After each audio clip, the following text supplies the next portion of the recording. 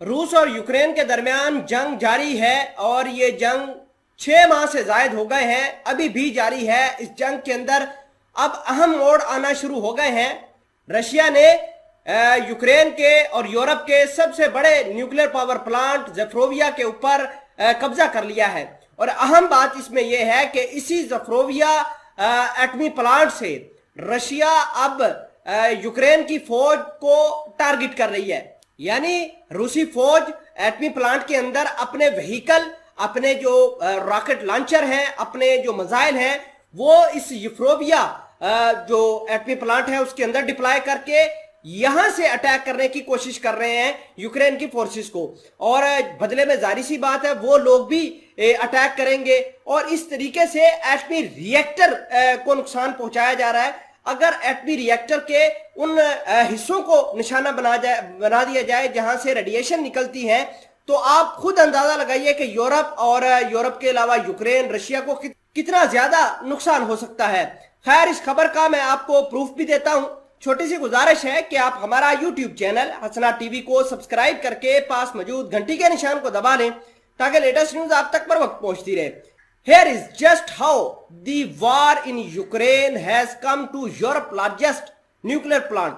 The IAEA says that plant's power supply system was damaged in strike.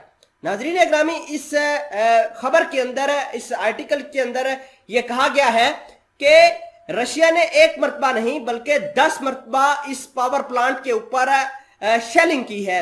अहम बात यह भी है कि रशिया ने अपने 500 फौजी यहां पर डिप्लॉय किए हुए हैं। इसके अलावा बहुत सारी तादाद में गाड़ियां भी, जो आर्मर्ड व्हीकल है, वो तैनात की हुई हैं। इसके अलावा शेलिंग करने के लिए रॉकेट्स और मिसाइल जो हैं शॉर्ट और मीडियम रेंज के, वो डिप्लॉय किए हुए हैं। इसके अलावा अहम बात यह है कि इस पावर प्लांट के अंदर जो स्टाफ है वो यूक्रेन का ही है और यूक्रेन के स्टाफ की मदद से ये जो थोड़ा बहुत इस ज़पोरिज़िया एटमी प्लांट के ऊपर काम जारी है, ये उसी यूक्रेन के स्टाफ की मदद से ही जारी है। यूक्रेन के स्टाफ को कहा गया है कि वो अपना काम जारी रखें। नाजरीन ग्रामी, इसके अलावा अभी तक यूक्रेन ने जो इस एटमी प्लांट के ऊपर हमला करके 3 रशियन फोर्सेस को हलाक किया है। यानी रशियन फोर्सेस जो के अंदर डिप्लॉय हैं इस पावर प्लांट के अंदर, न्यूक्लियर पावर प्लांट के अंदर, उनको निशाना बनाया जा रहा है। और यूक्रेन की फोर्स जो बाहर है इस पावर प्लांट के, वो उनको अंदर न्यूक्लियर पावर प्लांट के हिट कर रही हैं। तो आप खुद अंदाजा लगाइए कि अगर ये रिएक्टर के ऊपर हमला हो जाए, अगर रेडिएशन बाहर निकलना शुरू हो जाए, तो यूरोप, रशिया और यूक्रेन का कितना ज्यादा नुकसान होगा।